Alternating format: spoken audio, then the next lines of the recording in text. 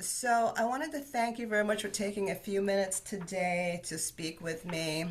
And I know you're a very busy person. I have your book here. I just wanted to show you the Oh, responsible AI. oh, amazing. Thank you. So I did get that.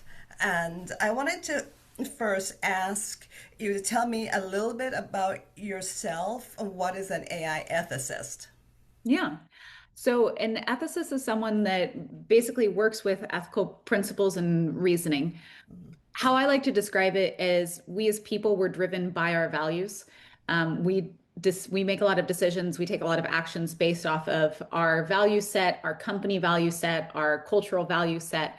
An ethicist is someone that works on those value sets. So being able to understand what values are in the environment, what you're working with, and then specifically an AI ethicist is someone that is aligning AI with those value sets that we've surfaced. So it's not that we're morally superior or better at ethics or anything like that. We've just been trained to pay attention to something that we as humans are very much used to doing, just almost in the back of our mind and through gut feelings. So, what made you decide to become an AI ethicist? I had never even heard of the term before. Yeah, I don't think the term really existed even when I started in it. I have always had a love of philosophy, actually. I grew up in the San Francisco area, so AI is almost feels like a second language to me. And then out of rebellion in some ways, I went and studied philosophy and found the field of ethics through that study and found it absolutely fascinating. But I'm a very practical person, so I wanted to find something practical to do with philosophy and ethics. And I was just very lucky to run across the conversation of AI ethics specifically as it was transitioning first very early days out of academia and into industry. Um, and I was stubborn enough to say that's what I'm going to do with my career. Excellent, excellent. So, what exactly is responsible AI? So responsible AI is the term that has grown over the years to encompass this entire industry, sub-industry, if you want to call that in AI. So there's a lot of different aspects that sit under responsible AI. We're looking at things like AI governance. How do you make sure that teams are developing AI responsibly or developing it well? AI ethics fits underneath that, risk and safety. All of these different terms fit under responsible AI. And what I like to term responsible AI is basically just good business practice in AI. It's not anything outlandish at the end of the day. It's a lot of it is just we found some really strong business practices, and for some reason we call them responsible when really it should just be second nature. Right. And I wanted to just touch on that last point that you talked about business practices because the other day I decided to put in a resume Yeah. for a position that was advertised through a company out in California. This company is founded by three college dropouts. And it was interesting because Classic. I thought that, okay, so I'll put in the resume and that'll be the end of it. And Yeah. maybe I'll hear back and maybe I won't. But a few minutes later, I'm getting a prompt to turn on my camera and do an interview. And I thought, this is so strange. Is somebody trying to break into my computer? Is this some kind of a joke? But it really was not a joke. Wow. And so when I went ahead and clicked on, it turned out that I would be having an interview right then and there. It was late at night, but it was not with a Wow. human, it was with a bot. And this Yeah. bot went through the resume and started asking me all kinds of questions. At one point, I couldn't even get a word in. So I wanted to see what your reaction is to that. Well, that sounds like a wild experience. I I mean, good for you for sticking to it. I think I would have freaked out and turned it on and gotten nervous about it and completely shut it off. It's I really have a lot of I see in some cases the need for assistance in the hiring process for larger companies that are receiving hundreds and thousands of applications a day. Those can be very hard to sort through. That's a different challenge. But for smaller companies where it's more about the people that you're going to be working with, it seems a bit strange to me to sit a bot in the middle of that. I feel like it doesn't necessarily give a good first impression of the company. It's when you're applying to work for the company, you are just as much as a part of that conversation as the company. You're also interviewing that company. In this case, you don't want to interview a bot that won't let you have any second have a word in there. So I don't know. It sounds almost sad to me of a missed opportunity to be able to connect with a potential person that wants to work with your company, but a chance to actually have a human conversation and connection there just kind of glanced over as something that's inconvenient. And so we might as well put a bot here instead. So it's jarring. This it sounds like a very jarring experience on your end and just kind of sad, like a missed opportunity. Not even business wise, but human wise as well. Right. So don't you feel like we're losing a bit of that human connection if companies are using bots to interview people? I mean, this is a company that I think matches professionals in different industries with I think other companies that are getting into AI probably to train models. Ah, yeah. I think it's interesting. I hear a lot of these pitches around AI bots or also AI driven HR applications around the idea that, oh, it eliminates bias. Because for some reason, we've twisted this story that whether or not you get along with someone, that's a bias. And sure, yeah, there may be some underlying biases within that, but there is still the case of you do need to get along with the person to be able to work with them. It doesn't matter who they are and what background they're coming from. If you can't have an open conversation, if you can't have a fluid conversation with someone, they're going to be really hard for you to work with. So I think in that case, the point about using all of this AI to completely eliminate bias, that's impossible. And it also is being oversold so that we're replacing key parts of that hiring process with AI with the idea that it makes it more fair when really it's just making it a lot more of a uncomfortable and difficult process than it needs to be. But how would you eliminate the bias? I know you touched on that in your book a little bit. Yeah. So the difficult thing is it's impossible to completely eliminate bias. Um, there's always first and foremost, whenever you look at a system, you can always find a bias within it because there's so many different perspectives and sometimes different biases. If you eliminate one bias, it creates another bias. So when we're talking about bias, we're talking about mitigating it. So looking for potential unwanted bias, how to counterbalance that. That takes a lot of awareness on a company's side to understand where that could possibly exist. Um, but it's a company's awareness not only of their hiring processes, but of the culture that they're coming from as well. Because these kind of systems are based off of decades worth of hiring data. And if there's any type of historical bias in that hiring data, it is in the system. Um, so it's on that technical side trying to figure out how to, first of all, what is the definition of bias that we're working with, and how do we mitigate that bias? That can be very difficult. Um, and then, yeah, it does come down to it's a technical challenge to be able to constantly keep up on developments. I mean, once you have released a new AI system and it is doing that interviewing process, and let's say that it starts off where you've mitigated the biases you don't want, but then when it comes down to who's actually getting hired at the end of the day, there's still another bias getting sorted from that AI bot is going to learn the new bias. And so you're back to square one. So it's a lot of challenges there where I think AI doesn't give as neutral of a perspective as people claim it does. But getting back to human rights, is this going to Mm. impact human rights and how? I really think so.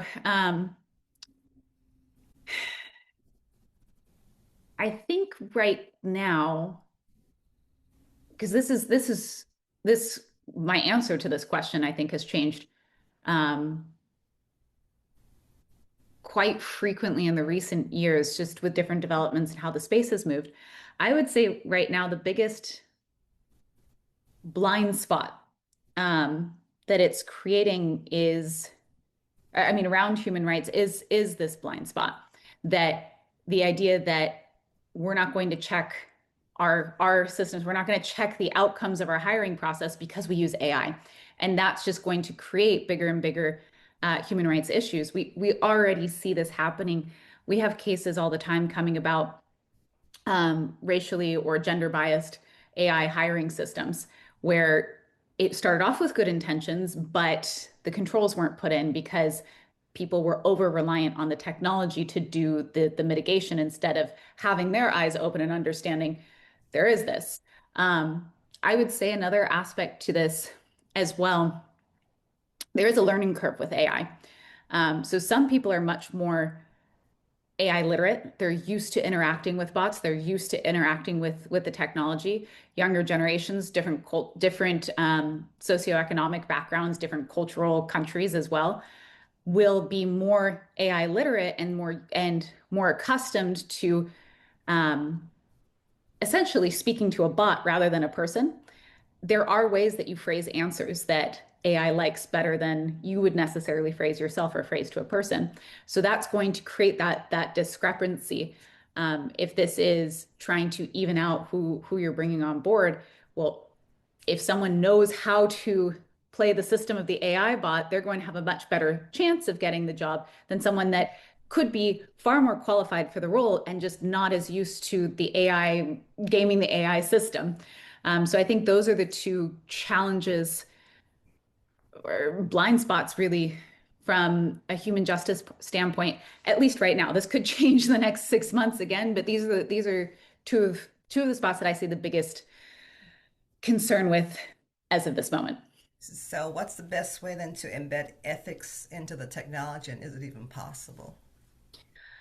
I think right now, I in the hiring process specifically, I am more curious about how to embed ethics into the process rather than just the technology. Yes, it's important to have it in the technology, but a lot of these hiring tools do focus on some type of bias mitigation, some more than others.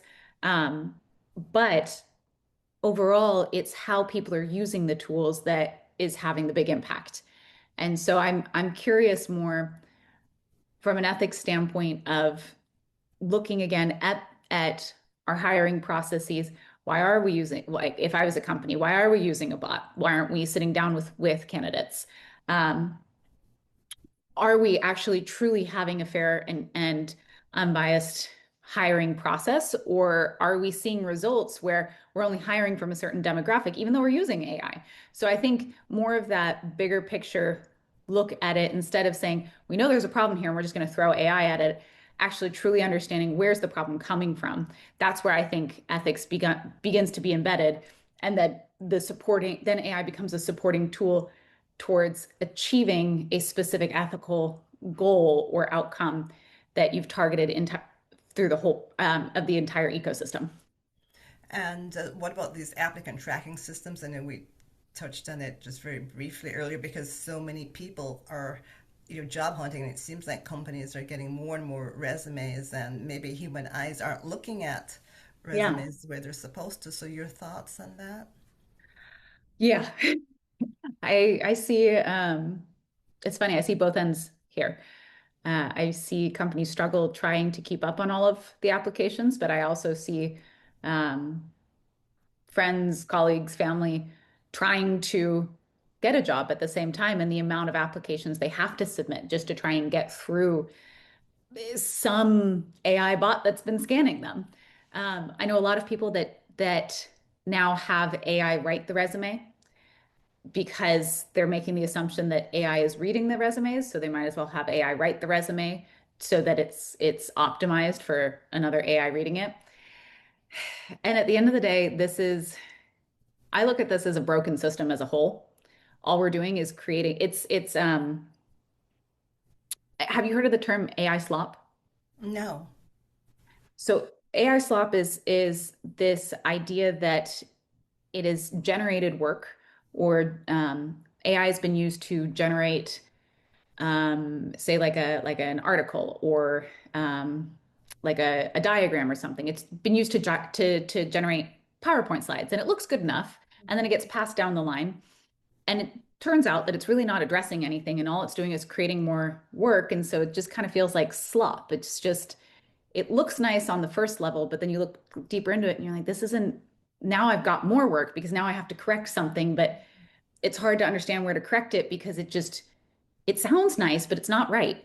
Um, I see that applying here in this case too, around almost like an AI slop of we have so much AI that is reading applications that we're using AI to write the applications so we can submit more applications for more AI to read it. And it's just, it's a cycle that at some point will needs to be broken. Um, I'm not entirely sure how yet. I know this is a lot of speaking hope into the future of hopefully we figure out how to break through this noise, but it is getting to the point where both ends, companies can't find good talent and talent can't find a company to work for. So clearly AI in the mix of it has not helped anything. Because so many people are losing jobs due to AI. Every so often I read about companies that are laying off people because they want to have more automation. So where are we going, with all of this? Yeah. And the other big one that I see too is companies not backfilling positions. So if someone leaves, typically, you would backfill that position with a new application. But I'm seeing companies not backfilling and the hope, the prospect that AI is going to automate more work so they won't need to hire that position. So it puts a lot of stress on the current employees as well. Um, and then the threat, this overlooming threat of AI automating your job away, puts more pressure onto employees, and it's making a really scared workplace. Um, and if people are operating from a place of fear, that's not good work that they're doing. They're going. It turns into unnecessary competition internally. It turns into trying to people please to get the good marks so that you stay and trying to make yourself look useful when really you're not even doing anything because you're afraid of competing with AI. It's not creating a healthy workplace overall. And also at the end of the day, a lot of the jobs that are being promised to be automated aren't don't work. The technology is not there yet. Um, so it's a lot of false hope, I think, that's being pumped into this ecosystem. Because I see a lot of people advertising online about these AI summits and Mm. becoming AI consultants, and these people are really hyping up, these careers. Apparently, becoming a certified AI consultant is one of the it careers to be in. Yeah, I think it's definitely an ick career. Um, if you know how to market yourself, it's an it career. But I think at the end of the day, if anyone's claiming they are the expert on how to do AI, it's usually a pretty good indicator that they don't really know what they're talking about because all of us are trying to figure it out together. It's not like we have someone that can say, I've had decades of being a consultant in AI. No, this is something that happened in the last 5 years, maybe. If you've got 5 years on your resume, well, okay, you've got more than the average person, but 6 months chat GPTing conversations with AI about AI does not count as expertise. Okay, and just one other thing. So some people are saying the stock market, has been taking a hit Yeah. from, the sudden growth and bloating prices of AI stocks. So where do you see that going? Do you see this bubble bursting at some point? Yeah. I definitely see this bubble bursting in fairly soon. One of the aspects of it being is the companies that are really uh, benefiting from the current growth in the stock market, the inflation in that stock market, are companies that are promoting AI and use PR stunts to basically get that momentum and the hype grown further. But there's only so much hype that we can handle. And I'm seeing more and more companies come out of the rosy glasses perspective and go, wait a second, we're not actually getting in return here. So I see that burst in the bubble coming sooner rather than later. It's just we're riding a hype that AI is here to stay and it will develop on after, but the rush towards it at the moment, and the effects that that's having on the stock market, it's probably going to come to an end fairly soon. Is there anything else that you would like to add? Because I know that AI does have its benefits. Yes. I guess I'll add in a positive point here. I think the technology is fascinating. It is really fascinating of what we've done. I like to view it as a window into conversation with information and knowledge like we've never had before. Not saying that that is new information and knowledge, but rather saying we have made created the ability to be able to quite literally sit down and have a conversation with information in a way like we're talking like being able to talk to like a database or a knowledge basis, so it becomes, for me, that's fascinating. I think I'm excited for the hype bubble to pop because then I think we'll see the true innovation. Then we'll actually see the pieces that stick and the kind of AI that's really going to make the change carry out. Versus right now, I'm kind of over all of the generated videos and content and slop. I'm excited for when that hype bubble pops and you get the real thinkers coming in and going, okay, what does it mean to be able to access this amount of information? What can I do with that now? Um, so that I can say is more the positive side. It's not all doom and gloom. We've got some cool things coming. I think this point in time, both as an ethicist and someone that works in designing a lot of AI strategies these days, the most important thing right now is to know your need, both as an individual, but also as a company. Know your need. You do not need AI for the sake of AI. It is more powerful and important to understand what is the problem that you're trying to solve and how does AI support that rather than to just try to adopt the technology and see if it does something. So being a little bit more intentional with where AI is being introduced to your life and your work and your company, that makes more difference than signing up for a bunch of AI trials and seeing what happens.